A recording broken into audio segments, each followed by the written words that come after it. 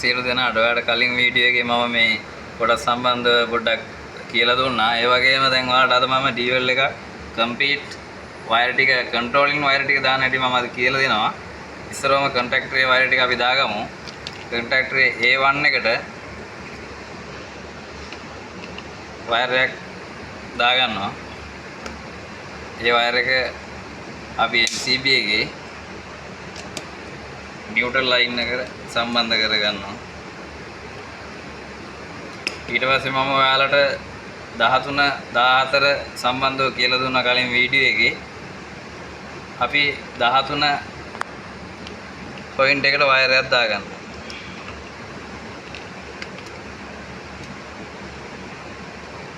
ඒ wire එක අරන් ඇවිල්ලා අපි MC බටන් එක සහ NO බටන් එක සම්බන්ධ කරලා වයර් එකක් දාගන්න ඕනේ.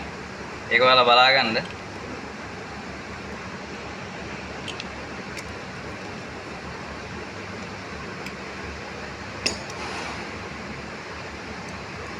ඒ වයර් දෙකම සම්බන්ධ කරන වයර් එකට අපි මේ අනිත් මේ 13 න් ගත්ත වයර් එක සම්බන්ධ කරගන්නවා.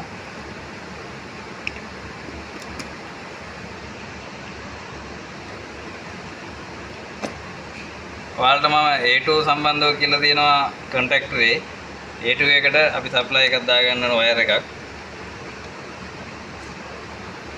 ඒ දාගන්න වයර් එක 14 NO එකට දාගන්න ඕනේ. එතනින් තව වයර් එකක් අපි දාගන්නවා.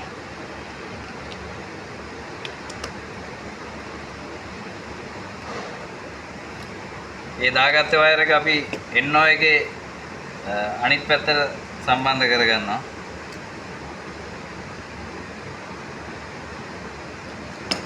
අපි දැන් කන්ටැක්ටරේට දාගත්ත වයර් ටික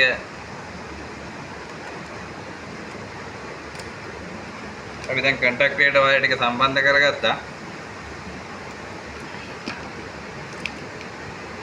අපිට දැන් තියෙන්නේ OLR එක සම්බන්ධ කරගන්න එක.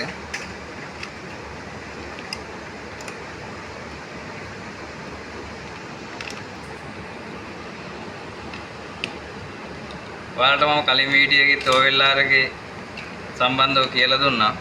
ඒකේ අපි 95ට වයර් එකක් දාගන්නවා.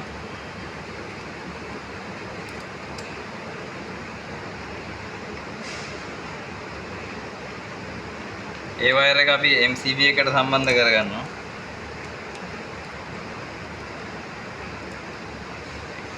අපි 96ටත් වයර් එකක් දාගන්න ඕනේ.